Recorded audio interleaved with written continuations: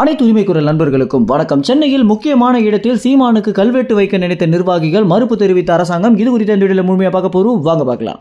தமிழ்நாட்டிலே இன்னைக்கு மூன்றாவது பெரிய கட்சியாக இருக்கக்கூடிய நாம் தமிழர் கட்சிக்கு போதிய அங்கீகாரம் கிடைக்காம இருக்க ஒரு காரணத்தினால நிர்வாகிகள் பார்த்தீங்கன்னா கடும் கோபத்துல தான் இருந்துட்டு இருக்காங்க. நாம் தமிழர் கட்சி இதுக்கு மேல என்னதாண்டா பண்ணணும் அப்படின்னும் கட்சி சின்னத்தை பறிச்சிங்க, கட்சியை கலைக்கிறதுக்கு உண்டான வேலையை பார்த்தீங்க. இருந்தாலும் 35 லட்சம் பேர் எங்களை நம்பி வாக்கு செலுத்தியிருக்காங்க, அவங்களுக்கு நிச்சயமாக நாங்கள் ஏதாவது பண்ணி ஆகணும் அப்படின்னு நாம் தமிழர் கட்சியின் நிர்வாகிகளும் சீமானும் அயராது பல விஷயங்களை பண்ணிட்டு வந்துட்டு இருக்காங்க. இதுல ரொம்பவே முக்கியமான ஒரு விஷயம் என்ன அப்படின்னா, சென்னையில் இருக்கக்கூடிய மக்களுக்கோ அல்லது தமிழ்நாட்டில் எந்த பகுதியில் எந்த மக்களுக்கு என்ன பிரச்சனை அப்படின்னாலும் நேரடியாக அந்த இடத்திற்கே சென்று அவங்களுக்காக போராட்டமோ ஆர்ப்பாட்டமோ இந்த மாதிரியான விஷயங்களை முன்னெடுத்து அந்த ஒரு பிரச்சனையை அரசாங்கத்திடம் எடுத்து போற வரைக்கும் பாத்தீங்கன்னா நாம் தமிழர் கட்சி மக்களின் நண்பனாக இருந்து செயல்படுற ஒரு காரணத்தினாலேயே மக்கள் பாத்தீங்கன்னா நாம் தமிழர் கட்சி மேலேயும் சீமான் மேலேயும் ஒரு மிகப்பெரிய மரியாதையை வச்சுட்டு வந்துட்டு இருக்காங்க.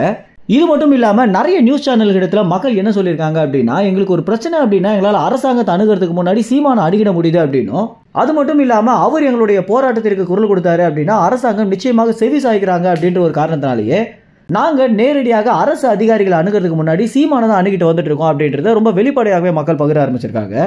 ஆரம்பத்தில் இந்த மாதிரி புரட்சிகர கட்சியாக இருந்தது. தற்போது கட்சி சின்னத்தையே பறிச்சு கூட 35 லட்சம் வாக்குகளை வாங்கி மக்கள் மத்தியில ஒரு மிகப்பெரிய ஆளுமையாக மாறி தேர்தல் ஆணையத்தால மாநில அளவில் அங்கீகரிக்கப்பட்ட கட்சியாகவும் நாம் தமிழர் கட்சி மாறி இருக்கு.